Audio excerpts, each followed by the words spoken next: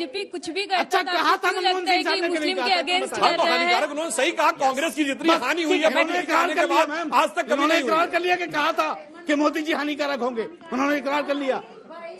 बच्चे पूछ रहे थे कि बीजेपी कुछ भी करे आपको क्यों लगता है मुस्लिमों के खिलाफ है? हमें तो कभी नहीं लगता, हमें कभी नहीं लगता, हमें कभी नहीं, कभी नहीं। हानिकारक नहीं, लाभदायक है मोदी जी। यार मोदी जी अगर लाभदायक नहीं होते तो 45 करोड़ लोग बेरोजगार थोड़ी हो जाते।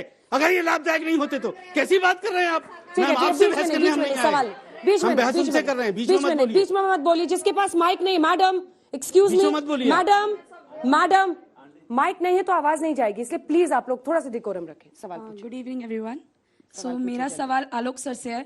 सर व्हेन वी से वन कंट्री हिंदी में पूछेगा, सॉरी, एक देश एक नागरिकता, हर कोई कानून की नजरों में एक है, तो यूनिफॉर्म सिविल कोड क्यों नहीं? मैं तो कह रहा हूँ ना, यूनिफॉर्म सिविल कोड, मैं उत्तर दूं? हाँ जवाब दीजिए। यूनिफॉर्म सिविल कोड का कोई विरोध नहीं कर रहा, उसका प्रारूप कहाँ है, पहली चीज। बट आपने अपनी स्पीच के स्टार्ट में मैम ने आपसे पूछा था कि कांग्रेस का क्या स्टैंड है, आपने बोला कि नहीं यूनिफॉर्म सिविल कोड। मैं उसी चीज धीरे धीरे कहा उन्होंने, मैंने कहा, देखिए विविधताओं का देश है। आप नॉर्थ ईस्ट से आर्टिकल 371 हटा देंगे क्या? 5 स्टेटों में है, हटा देंगे क्या? वहां पर आप जमीन खरीद पाएंगे क्या सिक्किम में? बाहर का व्यक्ति जाकर वोट भी नहीं डाल सकता है, क्या करेंगे आप? नहीं करेंगे।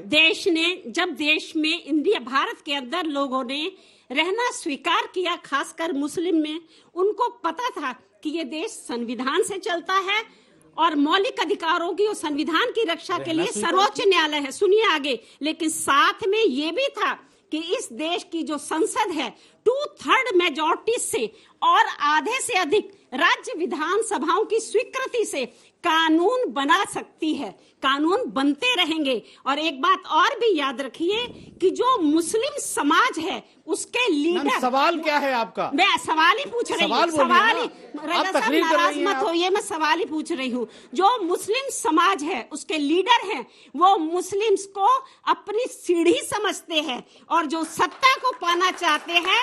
अच्छा मोदी जी क्या समझते हैं हिंदुओं को, जरा बताइए तो। समझते हैं मोदी जी क्या समझते हैं? से भिड़ जाइएगा, बोलने दीजिए, उम्र का तो थोड़ा सा रिस्पेक्ट कीजिए। सवाल जायज है, हमें रुक जाइए, पूरा हो जाए। चुप गया ना सवाल, सवाल चुप गया ना, सवाल चुप गया ना, सवाल चुप गया ना, सब चुपता ही है सर। हाँ चुप गया ना सवाल, काम है। मोदी जी भी तो सीढ़ी बनाए हुए हैं। और जो मैम अब जल्दी बोल रही हूँ, और जो आम पार्टियां हैं वो उनको वोट बैंक समझती हैं। कब तक मुस्लिम को गुमराह किया जाएगा, उनके डेवलपमेंट पे ध्यान नहीं दिया जाएगा, उनको जाहिल बनाए रखा जाएगा। मुझे जवाब देना है।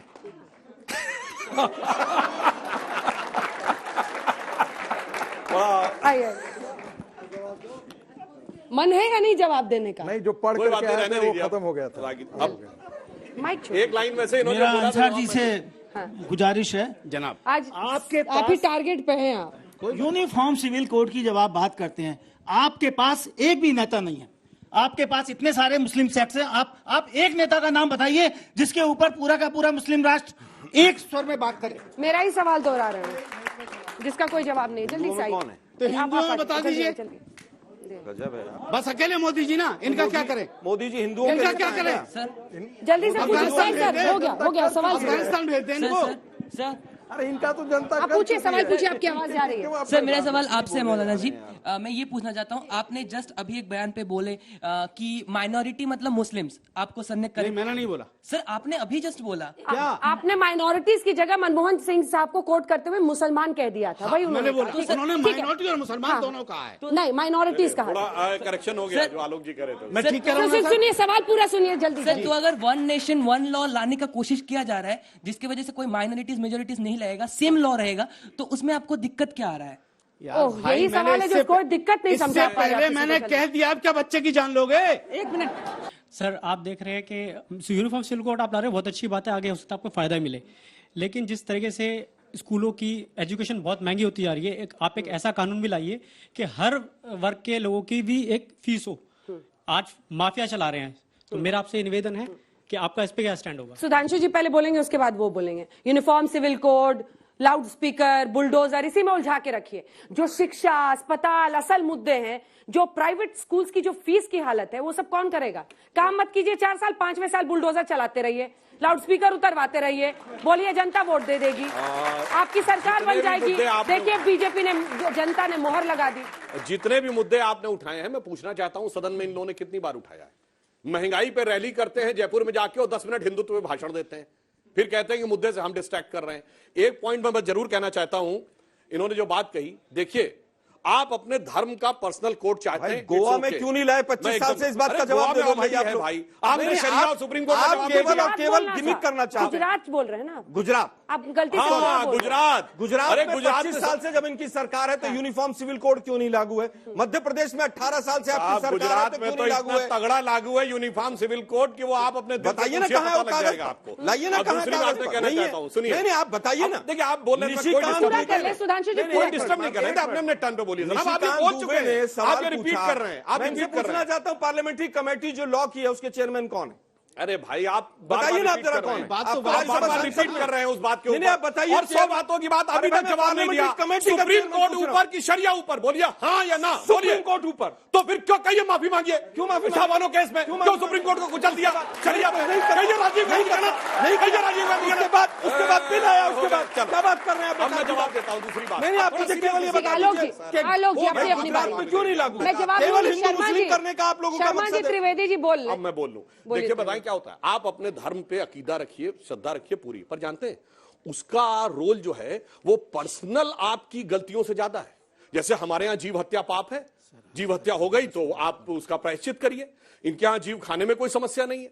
तो इनके क्या हिंदू नहीं खाते? नहीं, मैं कह रहा हूं सारे अरे भाई मेरी बात चला रहे हैं, मैक्सिमम बड़े खाते की बात नहीं कह रहे, नहीं चला रहे वो तो जिन्ना भी बीफ पोर्क खाते थे वो अलग बात है। नियम ये है कि आपको प्रायश्चित करना तो अपना पर्सनल मानो ना। जैसे असदुद्दीन ओवैसी बोल रहे थे शराब पे, अरे तुम मुसलमान हो, पूरे मुसलमान हो, पूरे ईमानदारी से शरिया को तुम्हें कहना चाहिए जो शराब पीते पकड़ा जाएगा 100 कोड़े पड़ेंगे। शरिया यही कहती है अंजना जी। तो नहीं, वो नहीं होना चाहिए। अंजना जी, शरिया ये कहती है कि कोई औरत हिजाब के बाहर होगी तो उस पर पत्थर पड़ेंगे, बोलो नहीं कहते। शरिया कहती है मौसीकी कुफ्र है, गाना कुफ्र है, तो ना मैं किसी की मूवी देखूंगा ना किसी को गाने दूंगा, वो नहीं चाहिए। यानी चोरी करने पे हाथ नहीं कटवाऊंगा। मौलाना जी ऐसा कर रहे हैं कि सुनाई नहीं दे रहा। इसमें गलत सुनिए, पर्सनल लॉ भी पूरा नहीं चाहिए, क्रिमिनल लॉ है। जितना पर्सनल लॉ यूनिफॉर्म में आराम से चाहिए। यानी सिर्फ औरतों को हक न देने के लिए चाहिए, ट्रिपल तलाक चाहिए, महरम चाहिए, औरतों को मुआवजा नहीं चाहिए, और बाकी अपने ना हाथ कटवाने, ना अपने कोड़े पड़वाने, ना अपने पत्थर पड़वाने। वक्त खत्म हो चुका है। कोड़े पड़वाना सिविल नहीं है। जल्दी क्रिमिनल क्यों नहीं चाह रहे हो भाई? आप यूनिफॉर्म सिविल कोड की बात कर रहे हैं।